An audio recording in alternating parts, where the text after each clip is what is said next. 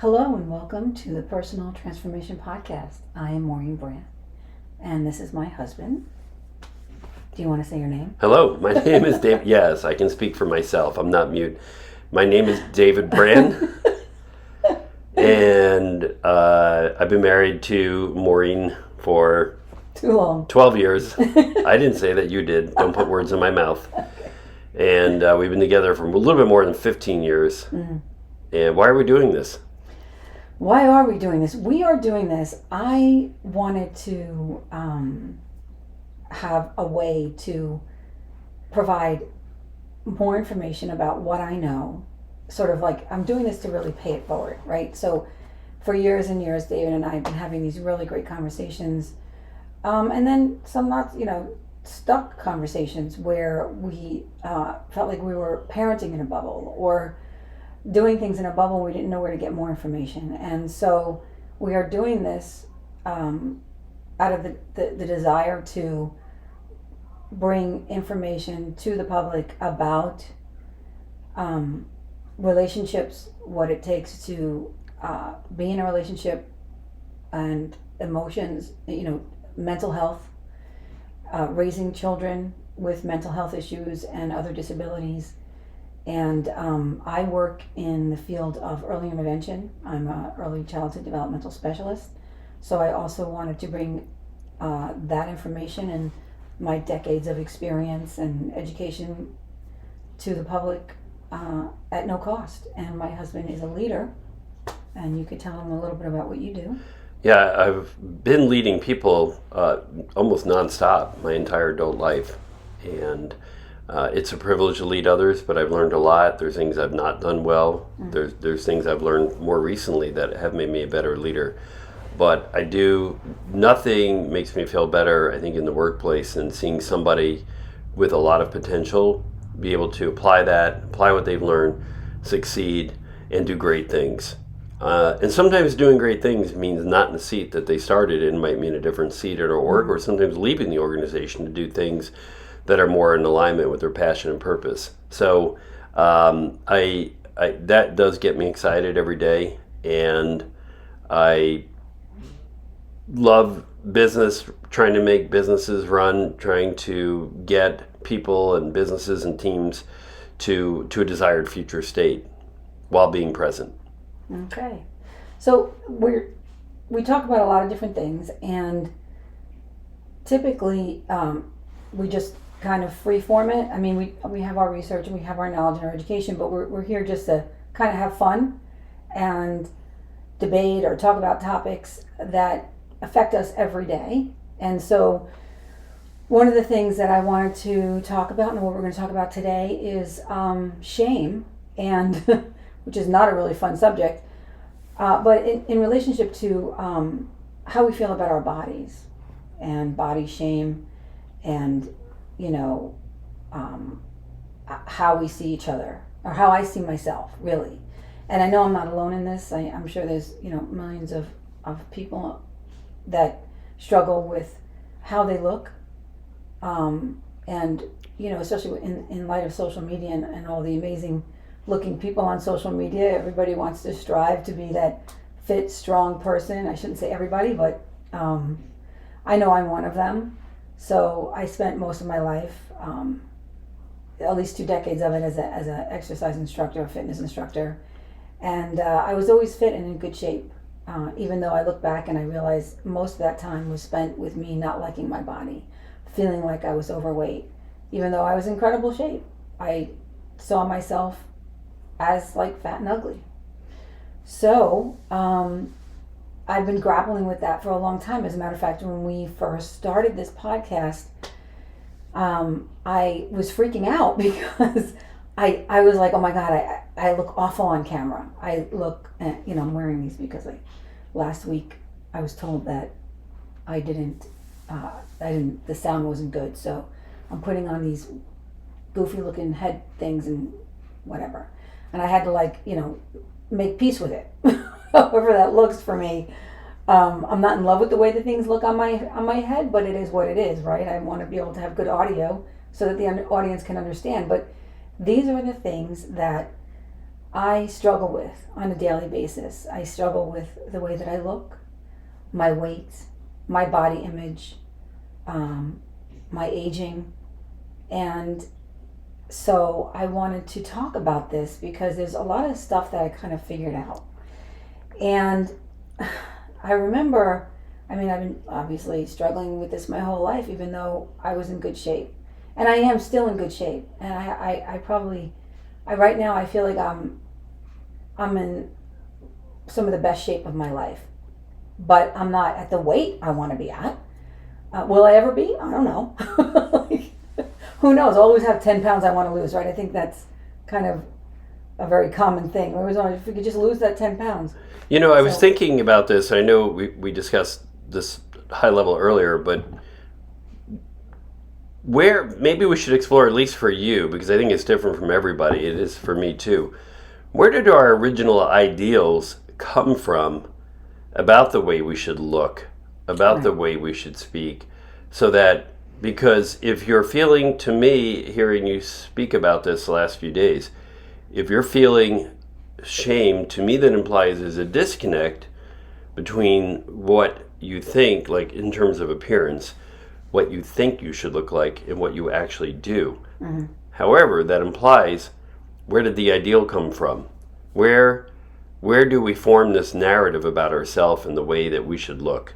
Exactly. So I think it forms as a child. I think that, I know growing up, there was a lot of criticism in my household. I heard a lot of children should be seen and not heard. And anytime I did try to talk or voice my opinions or ideas, I was stupid. And so I just heard a lot of, don't open your mouth because nothing comes out that's intelligent, like I'm stupid and I'm ugly, or that's all you have is what you look like. So I grew up thinking, oh, I have no, nobody wants to hear what I have to say, but I mean, at least if I look better, at least if I look good, then I would be accepted. And so I think that is a very powerful message to send to a child. And that's kind of, I was always being criticized with, like my mouth is too small, or my ass is too big, or, my breasts are too small. I have spots on my skin from a genetic skin disorder, how hideous they look, or, my thighs are too fat, or, and the list goes on and on. My hair is too fine, it's too thin, my eyes are small, I have on and on and on. And so, I had to step back and I had this amazing, wonderful therapist. Her name was Marsha Mandel. She's in New York. She's probably the best therapist I've ever had in my life. It was her that when I finally, at 50 years old, I'm going to pause so that everybody can take that in. 50 years old, I met Marsha, and I started to change my life because she gave me the ability to change the way I thought about my life and to process all that shit that I had to deal with as a child. So thank you very much, Marsha. I'm going to hashtag you in this episode because you're amazing.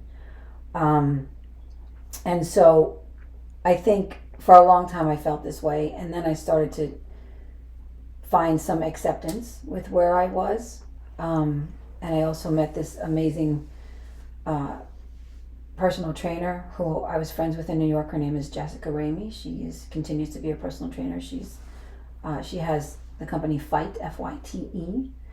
She was with me. I had her for a few months last year. We worked remotely together, but I knew her in New York, and she's an amazing trainer and a person, and she shares her journey. Anyway, check her out. She's really good.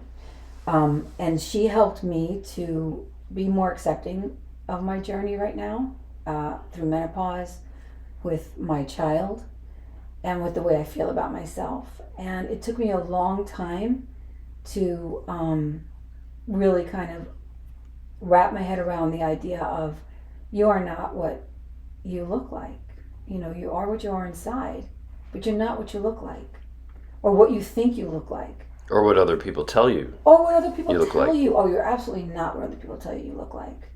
So I think it's so important to get perspective on that. And some of the things I started doing through exercise, and Jessica had me journaling a lot. And I journaled for a long time on and off, and but now I make it more of a habit. And since I worked with her, I journal much more often, and it does help. It's cathartic, right? So you get those emotions out. But I think I wanted to back up a little and talk about the emotion of shame, and it truly is an emotion. And I'm not talking in terms of shame as far as like when somebody's being bullied, although that is a big issue. But I mean, if you're a child and you're being bullied and nobody's keeping you safe, that's a whole different discussion. That's completely separate from when adults feel shame, or when I feel shame. I can't speak for anybody else. I take responsibility to a degree, or maybe to too much of a degree, about what's going on. I don't feeling shame is taking responsibility, but in a way that you're judging yourself and you're not giving yourself any grace, and it's like a beat up fest, right? You just want to beat yourself up. And so you don't want to, but that's where you end up going down that rabbit hole. And I feel that I have certainly gone down that rabbit hole and would just cry because I identified with what I look like. And I don't look like I did when I was 25 to 35 anymore. That body doesn't exist. That skin doesn't exist. So, and because I had to, I was like mourning that woman who I look back at pictures and think, oh my God, I looked amazing. Why did I waste so much fucking time thinking I was ugly and fat when I looked amazing? So, I think we have to kind of get perspective and accept and find some acceptance in where we are right now. And what the things that helped me was really going inside myself, taking time, taking a deep breath, going inside my body, and recognizing what I can do with it. Recognizing that it's this body that gets me up every morning, that breathes, my heart beats, my blood flows through my veins. I can see, I can hear, I can smell, and I can taste, right? I can enjoy the warmth of the sun on my skin. I can do all these amazing, and I can walk, and I can exercise, I can hike, I can do all these things, I can lift heavy weights, I can swim. So no matter where you are in life, and no matter where your body is or what you can and can't do with it, there are things you can do. If you're alive, you can do them. So I think being grateful for what my body can do from the inside out has helped me tremendously. And this is, something that Jessica helped me get to that place. Another thing that really helps, and I realize I do this with a lot of parents that I work with, is using data. It's you sort of disassociate, or I don't know if I want to use the word disassociate. There's another word, but you separate, you distance. That's it, distance. You distance from the emotion with data. So what are the facts, right? When I work with parents who have children who might or might not be on the spectrum, and they're toddlers, and the parents are kind of like freaking out, right? They're, oh my God, they're afraid, and they're worried, and they're in tears. I use the data. So let's look at your data. So your son is this old, or your daughter is this old, and I separate out the information, and I tell them what the statistics are, and what I'm seeing, and what I'm observing, and the assessment, and what they're doing, and what what this developmental age would be doing if they're not doing it, and how we can get them there. Mm-hmm. And the statistics about early intervention, and how that intervention is so critical for little kids of this age before the third birthday. So, and that kind of helps them look at it differently, and it distances them from their emotion, so that they can take a step back and make good decisions that aren't based on emotion but based on fact. Right. So feeling a certain way about yourself can be really based on emotion. Yeah. Yeah, it's thoroughly. I mean, your amygdala completely hijacks your my head. It did hijack my head. So, I like to use the science, the data, and it's so interesting. I had a procedure the other day, and the gynecologist comes in, and I was really nervous. I had not met her yet, which I absolutely love her, but I hadn't met her, and she started talking to me about it, and I was very anxious about it, and she started giving me the statistics, the data, the science. And it totally calmed me down. And I was like, this is so interesting. So I remember thinking, wow, that was so helpful. And so when I thought about doing this podcast, I said, I want to bring something to the audience that they could use, provide these strategies they could use every day. And that's one of them, separating yourself out, looking at the science or the data or the facts, right? Marcia, my therapist, Marcia, told me, when I first started, she's like, what are the facts? Let's list what the facts are. Okay. So, and she would just list out, like, is this, and I would tell her something, and she'd say, okay, is that fact, or is that an emotion, or is that a thought? Right. What's really true? Okay. I lost your sound. Something's wrong with your sound. I thought I was going to cough, so I had muted myself. Okay, there you go. But the soundboard didn't really indicate that I was muted, so it threw me for a loop. There you go. So anyway, I thought that was a great strategy, writing out what you're thinking, you're feeling, and determining if it's fact. Is this true or is it not true, right? So if I say something like, I'm fat, okay, what's my waist circumference? How much do I weigh? And what should I be at this, this age and this whatever? But then, so you have these statistics, right? This data, and then you have to look inside and say, okay, how do I feel? How do I feel about that? And then if you still feel like awful about yourself, find that place. Like, do like a body scan and find that place inside you where you actually feel that feeling.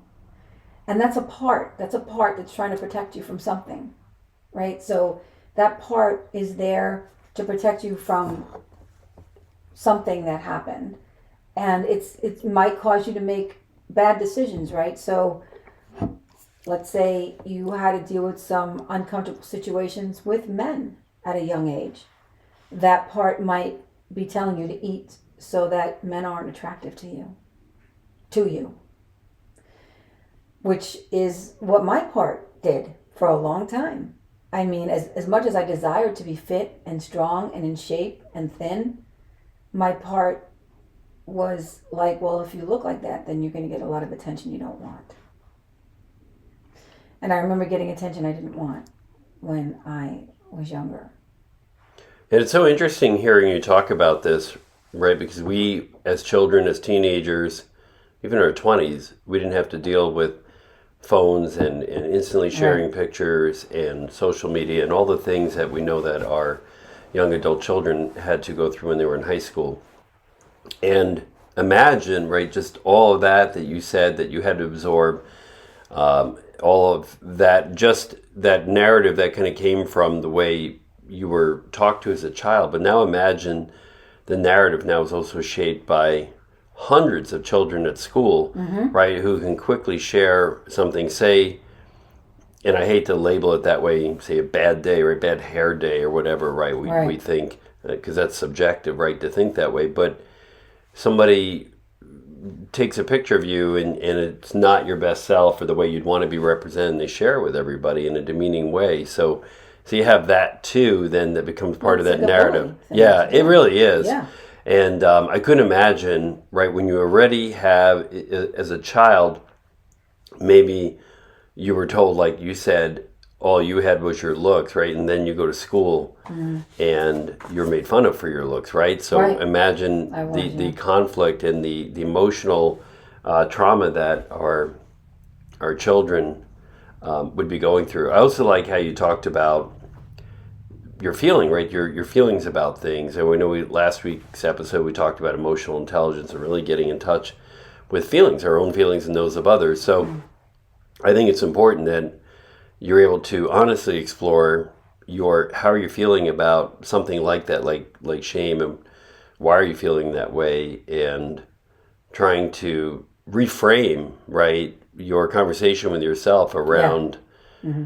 that, like, hey, I I do actually look okay, right? I look good. Yeah. And because that's subjective, right? Right. Looking good is compared to what? Well, I Right? feel good about how I You look. feel good about how you Right? I look, don't know yeah. if I look okay, but I feel good about how I Well, look. I like that. No, I think I think that's important. yeah, we should say that louder for the people in the back. You That feel good about how you look. I mean, yeah, it doesn't, I'm not here to make everybody happy. I'm not here to make, right, not everybody's going to think I'm attractive. I mean, I don't care. Like, I can't care. I shouldn't say I can't care, but it's not going to serve me to care what everybody thinks about the way I look. There's so much more to an individual and myself than the way I look.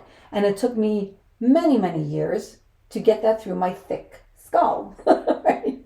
Like, I had literally had to reframe. And so, thank you to Mark Brackett, who's a PhD and wrote the book Permission to Feel, that gave us permission to feel.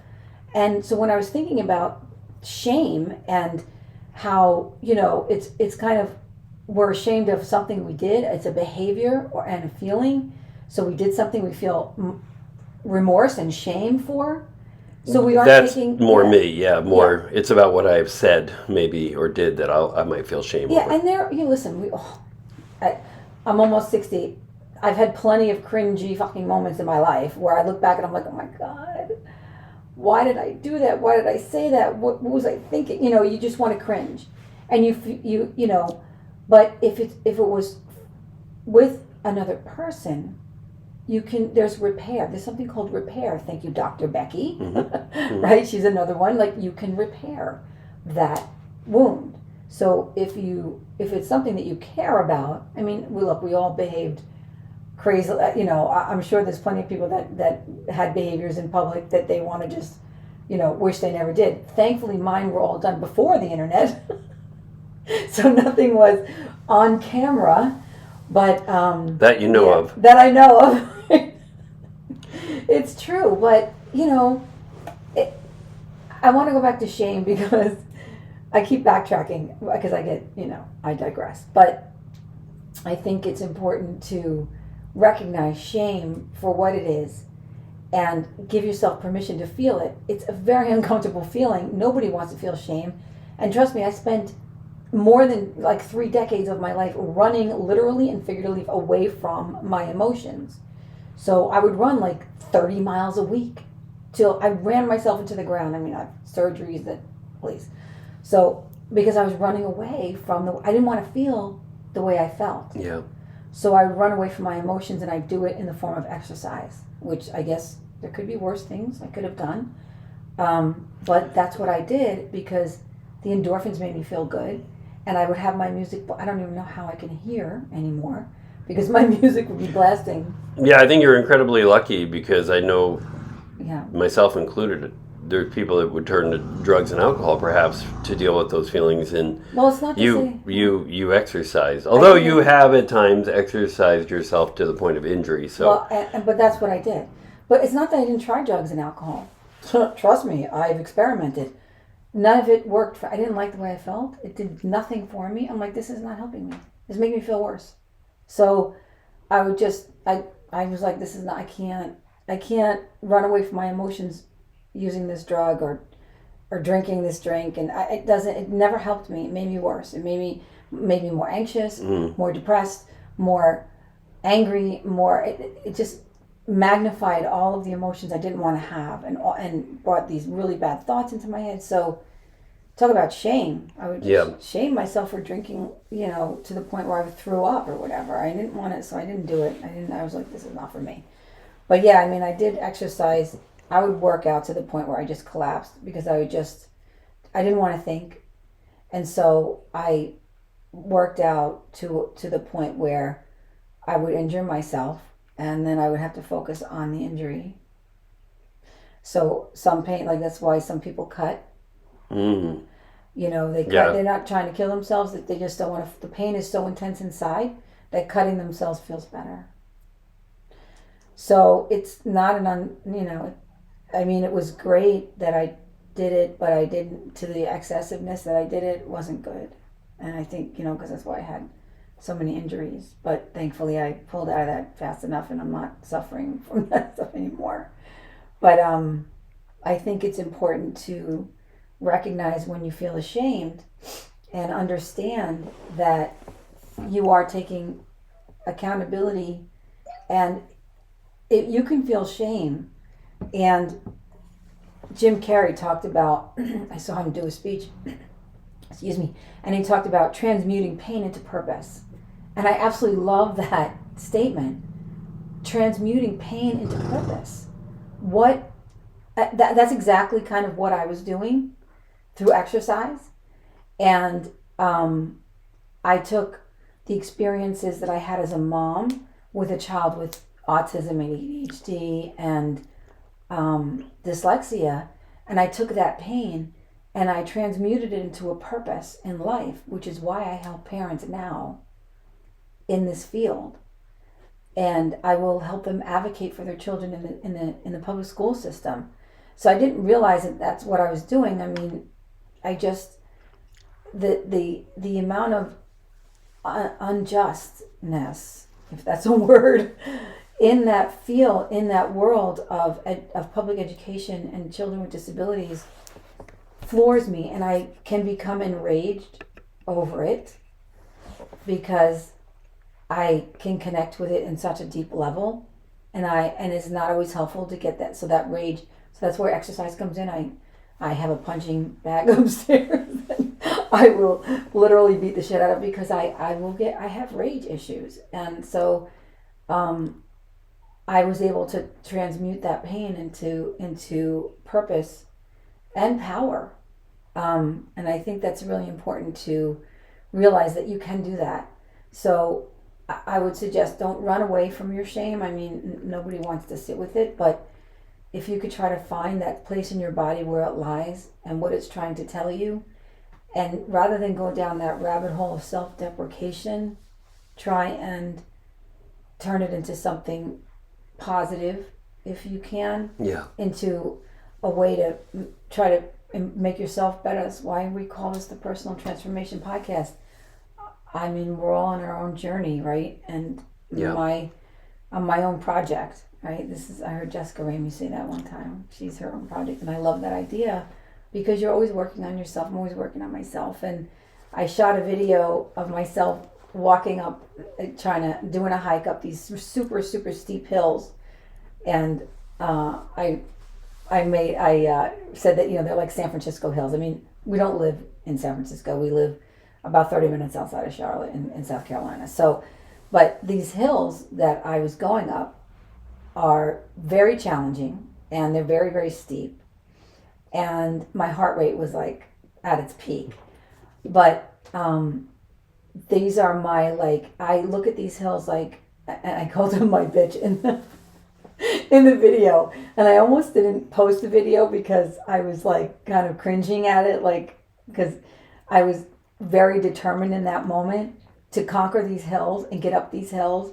I mean, I was literally running up some of them, but to the point where I had to stop and before my heart pounced out of my chest and said, I'm not doing this anymore. But yeah, I challenge myself in that way because I see myself, I'm doing this for my future self, right? I look at myself now and I think, okay, in 20 years from now, I want to be able to go up that fucking hill. I don't want to have my physical body limit me from doing what I want to do. And to me, going up that hill, I feel like that episode, what was that movie that we watched, Running Up That Hill? You're referencing the Kate Bush song. Yes, the Kate Bush song, but the movie, the series. Stranger Things. Stranger Things, yes. Oh, God. So, yeah, I mean... I'm just here for facts. Yeah. No, but running up that hill, to me, I mean, look, last year, or about a year and a half ago, my husband, Dave, and I were walking up that, or coming down the hill, and some guy was running up this fucking hill with toddlers in in a what are they called, those Strollers. strollers? Thank you. I can't even think. And he's running up this fucking hill, and I was like, "Are you kidding me right now? Are you kidding me?" And I looked at this dude. He must have been he looked like he was maybe in his early 40s, late 30s, pretty good shape. But I was like, "Son of a bitch." I want that to be me, right? So I am determined to do that with my rocking pack on. Like, Yeah, because we don't have any babies to push. no, up we have the no hill. babies, but I do have rocking packs that I can throw 10, 20 pounds in there, and I want to run up that bitch with my rocking pack on. Because I just feel like those are the things that make me feel good about myself, and feel like if I could do that, then hopefully, when I'm 80, 90, 100, God willing, I'm 100, I will be in enough shape. I don't care. I'm not so concerned about what I look like from the neck up or what the skin suit looks like, because it's going to get wrinkly and shit like that. But what matters is what's underneath, the muscle, the organs. I want everything like that to be working really well. So one of the things that we talked about earlier, I just wanted to make sure that we can share it out there too, is this whole idea of where does happiness come into all of this, right? Mm-hmm. So we talked about feeling good about the way you look. Right. Right. So is that happiness? Is the message then somehow that we need to look a certain way in order to be happy? And then does that imply all these other things that, plastic surgery, whatever it is, then to change the way we look to achieve some sort of happiness? Well, that's what I think. Happiness is an interesting little word. I think of happiness and I think of the carrot on the stick, right? Or the sense of it's a word that you want to strive to get to, which I'm not sure. I used to think all the time, I'll be happy when, I lose 15 pounds. I'll be happy when, I'm making this amount of money. I'll be happy when I'm able to get this, or I'll be happy when this happens. So I think happiness is something that we strive to achieve, but never actually get there.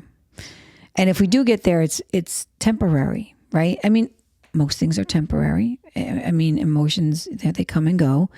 But I think in terms of I like to think in terms of contentedness. Like, you want to be contented, right?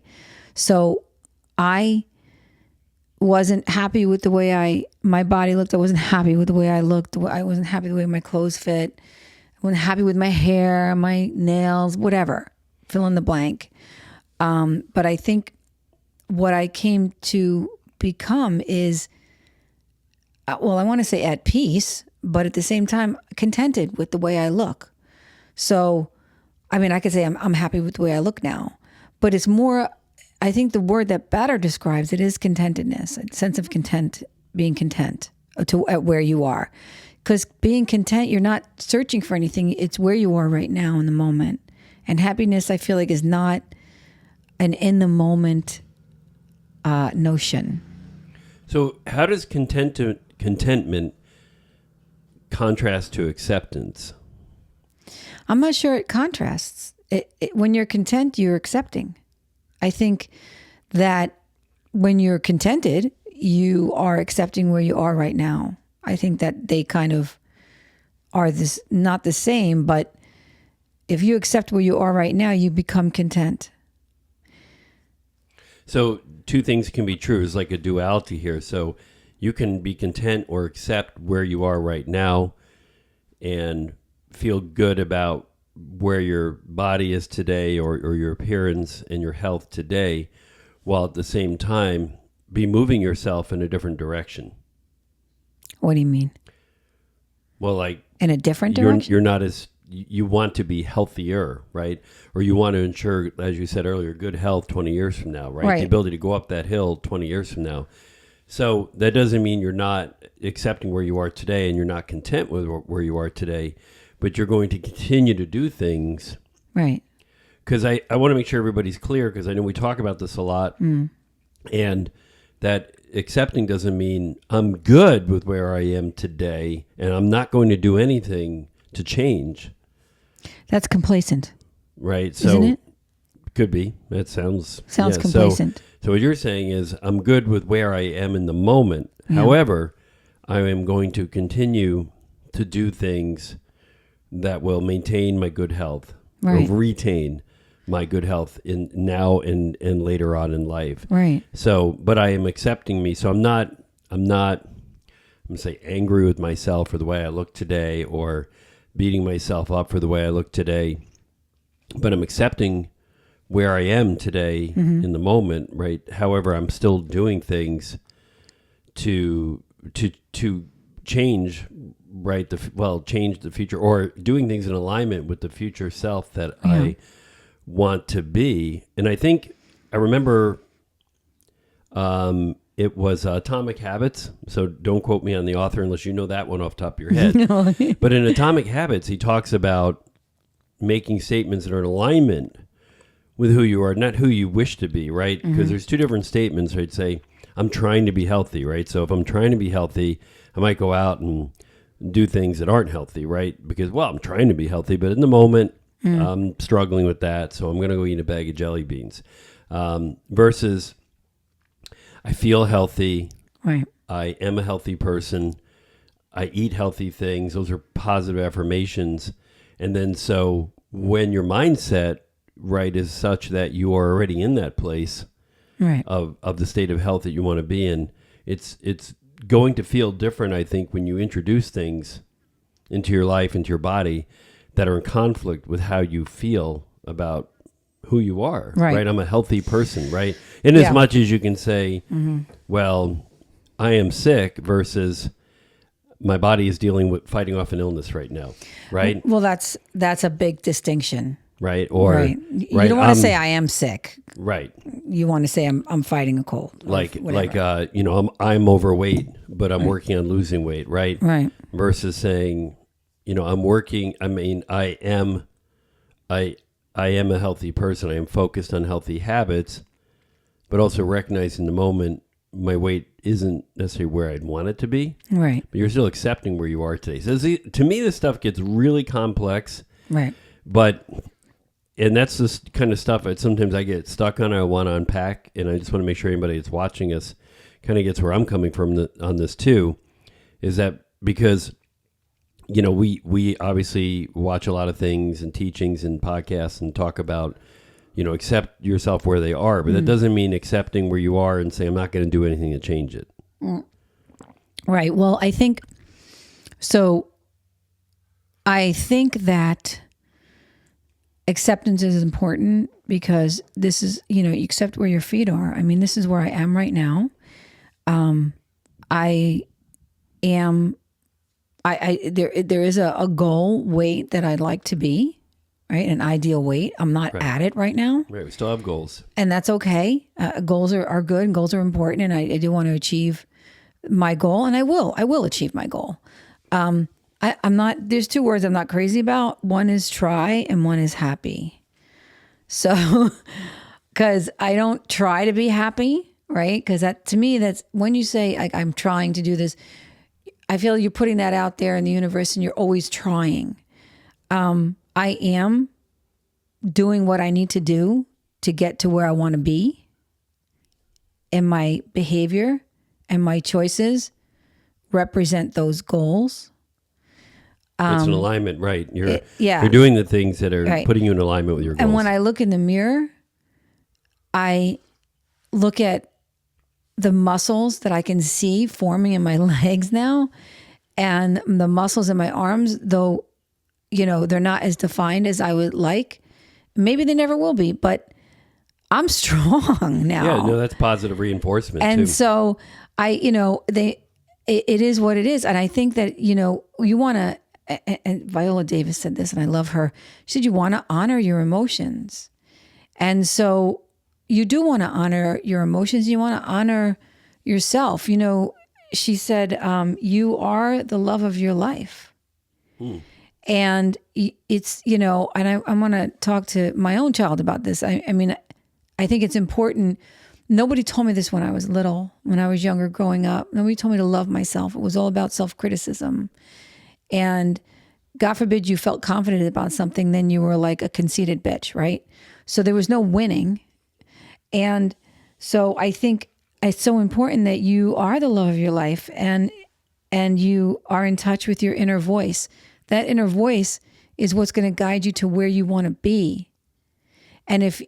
Or where you're going to go. I shouldn't say where you want to be, because where you want to be and where your inner voice guides you can be two different directions, right? So if your inner voice is like, you fat fucking bitch, what are you doing? What are you thinking? Have you looked in the mirror? Blah, blah, blah. Or your inner voice could say, I love myself for where I am right now. I'm a great human being. I'm strong. I am powerful. I have a voice. I'm intelligent. I have a good education. I'm a great parent.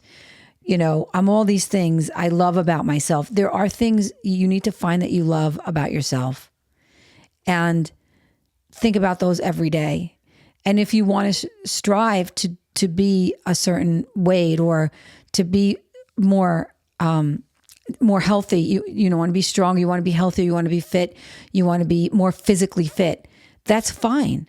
I say go for it, but just love who you are every step of the way. Because if you don't love yourself right now, you're not going to love yourself when you're 140 pounds of lean muscle either. Right? So I think you have to know and be content with what you have right now. And content to me is something that's has a staying power, the word. I'm content. Doesn't mean I'm striving for anything else. You don't say I'll be content when, I'll be happy when this happens. No, I'm happy right now. It doesn't have to happen. If I never lose any more weight, if my hair falls out, I will still be content. Yeah. I won't be happy that my hair falls out. No, but I will still, the insides are still there. What's inside of me exists. And how I feel about myself exists. So I will still love me with a bald head. I will still love me. If, I lose a sense, like let's say I can't hear when I get older or I can't see so well, I will still love me. There are still things that I can do with my body that I can be grateful for. So I feel like, happiness and, like we could strive, but we don't want to be too attached to the notion of getting like the means to an end. So it's like curiosity. I love, Andrew, you've been talked about curiosity being the, wanting to know about an outcome, being curious about an outcome, but not being attached to the outcome. Right. Doesn't have to work out a very deliberate and certain You're way. wanting to find something out, but you're not attached to the outcome. So it's a non-judgmental thing. So I'm not attached to the outcome. What I'm not attached to, but what I live for is the journey, right? This is my journey and we're all on this journey, right? And there's an end point. There is an expiration date and we all have one.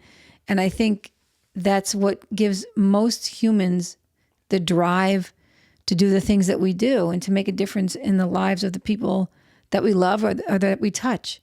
We talked earlier, we started the podcast talking about bringing, what we want to bring to the public.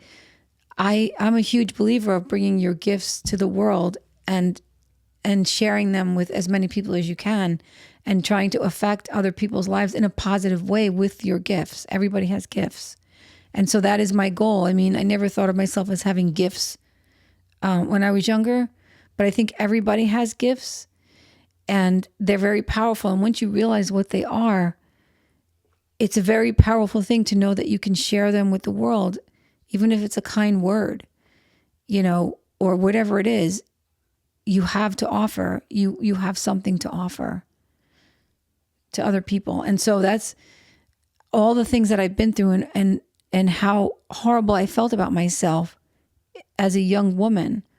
Now, as a more mature woman, I have this incredible insight, and I just want to share that with everybody and let everybody know that you need to be the love of your life. The love of your life is not out there. It's right here. It's inside. And that's so important. Honor your emotions, honor your feelings, honor yourself, and be the love of your life. Because the more you love yourself, the easier it is for you to be loved by other people and for you to share that love, I think. And so that's kind of the most important thing here when it comes to feeling of shame. You know, you want to transmute that pain into purpose. Yeah, no, absolutely. I remember listening to a talk one time on this idea of right speech, which comes from some of the Buddhist teachings, and thinking in the sense of how we talk to others. Mm-hmm. Do we talk to others compassionately with kindness? But really, what you're talking about is the speech that's directed inward, right? The way we talk to ourselves is so critical, that inner dialogue, the things we say to ourselves. Do we show ourselves loving compassion, or do we show more loving compassion toward others and much less to ourselves? And that's Right. It is so true what you said, that starts from within. I think you said it one time, and I know you were borrowing, I think, from Martha Beck. Happiness is an inside job. So it starts there, and if you're looking for things to bring you to that place of happiness, like you said, you will keep looking. Yeah. And that's the thing with, I mean, I love that she said happiness is an inside job. It is an inside job, but I think again, with happiness, I feel like it's a word that has us chasing that carrot on the stick. And whereas being content is an inside job. Yeah. Everything we feel to make our lives better, to improve who we are and how to be better, like tomorrow, it's all an inside job. You know, the world, what you perceive in here is what you're going to see out there. And so I think that's super important. Right. That's a lens, right? If your lens is distorted, how you see yourself, then how are you going to be able to look at others objectively? Right. No, I like that. Yeah. That's wonderful. I don't know. Did you have something else you wanted to make sure we hit on today? Because I think that was a really positive note. But. Yeah, I was looking at my notes. I take notes. No, I think we kind of covered it. I mean, you know, you don't want to, the other thing that I'm just thinking about Viola Davis, because I was watching her do an interview, and she said, you know, never sacrifice your needs for someone else. And that's another really important thing to, you know, and it's honoring yourself and loving yourself. You know, what you need is important. What everybody needs is important. So you don't ever want to, you know, sacrifice those needs for anybody else. And I did that a lot, you know, as a parent. And so there's a lot of sacrifices that we make as a parent, but you shouldn't have to sacrifice your needs. And I think it's important to try to find that balance and love yourself, because it's a great model for your child, right? Your child's not going to grow up sacrificing her needs or his needs for anybody else. They're going to grow up learning to love themselves because they saw it in you. That's a whole nother level of awareness, and realizing that our children are watching what we do, everything, what we say. Mm-hmm. I mean, we've both made tons of mistakes. I can say this now because hindsight, right, is everything. But looking back, yeah, there's some repair work to be done, absolutely. And I think it's important that it gets done for, you know, everyone involved. Yeah, 100%. Well, it's great. I love. I know you did most of the talking today, but I think it was super critical because your journey is very different than mine, and that's what in our relationship, in any relationship, I think it's healthy. You're not going to be on the same journey. No, we are on different journeys for sure. Yeah, but we support each other in those journeys, and we cheer each other along, and we help each other find resources that help us on that journey. So I think those are the things that help make this relationship work. But I have to say I'm immensely proud of you today for sharing. Thank you. You were very vulnerable, right, with everybody, with me, yeah. Of course, with whoever's watching us or is going to be watching this episode. Right. It takes a bit of vulnerability to talk about yourself and talk about those conversations you're having with yourself and how you're working on yourself. And I think I'll draw to a close here. I've said it before. We worked for somebody where I work now who used to say, work harder on yourself than you do at your job. And, you know, if you work, I don't mean beat yourself up. I don't mean in that sense, but if you work hard on yourself and in how you talk to yourself and how you interact with others in this world, your emotional intelligence, as we spoke about last week, I think just naturally positive things, will occur. Mm-hmm. And that doesn't mean everything's always good. I don't want to say, oh, your life will be great, because there's things sometimes that happen we can't control. But your outlook, your perspective, will continue to shift. So I've known you, as I said in the outset, 15 years, and I can see how much your lens have taken on a different focus, how much your perspective on the world around you has changed, which comes back to one of the things, I think it's in our logo, right? When we say we are changing the world around us by changing the world within us. And this, what you have been saying in this podcast, speaks to that. Yeah. Right? Yeah. Because nothing out here is going to be different if we're not different in here, if we don't do things to change here, right? If we get stuck in a place and don't do anything about it, then nothing will change on the outside. But I think you're a testimony to, you've made changes inside you, right, and have led to changes outside you. And I can say that's 100% true in my case too. Well, I just want to add some quick strategies that I forgot that I wanted to mention. So, I mean, first of all, give yourself permission to feel. I love Mark Brackett. He's amazing. Go check him out. He's on YouTube. He has a whole podcast. I just love him. And permission to feel. That's such a huge and powerful idea. But one of the things I did that started to change my perspective and change the way I see the world and the world inside myself was I learned from Dr. Wayne Dyer, the great Dr. Wayne Dyer, who is no longer with us in the body, but he's definitely around in spirit. One of the things, some of the strategies, or a strategy that I used to use, he used to say, be mindful of what you're thinking about before you go to bed. Right? So when you're about to go to sleep, be careful of what you're reading, be careful of what you're looking at, and be careful of what's going on inside your head and the conversations you're having. When you go to sleep, when you close your eyes, that's when you want to have all of these positive thoughts, affirmations. Imagine your life exactly the way you want it to be. And imagine how happy you are with the life you have now, and any changes you want to make.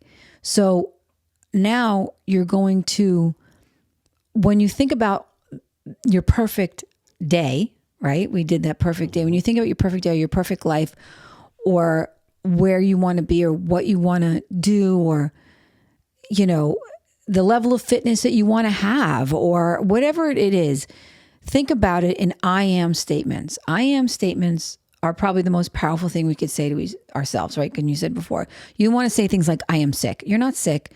I am stupid, right? I am stupid. I am an idiot, whatever. You don't want to say, I am fat. You don't want to do that. You want to think about yourself in the most positive way that you can, and be grateful, and say, I am statements that even if you don't think they're true, it's what you want to be true, right? But you have to say it and feel it. You have to feel it as though it is true.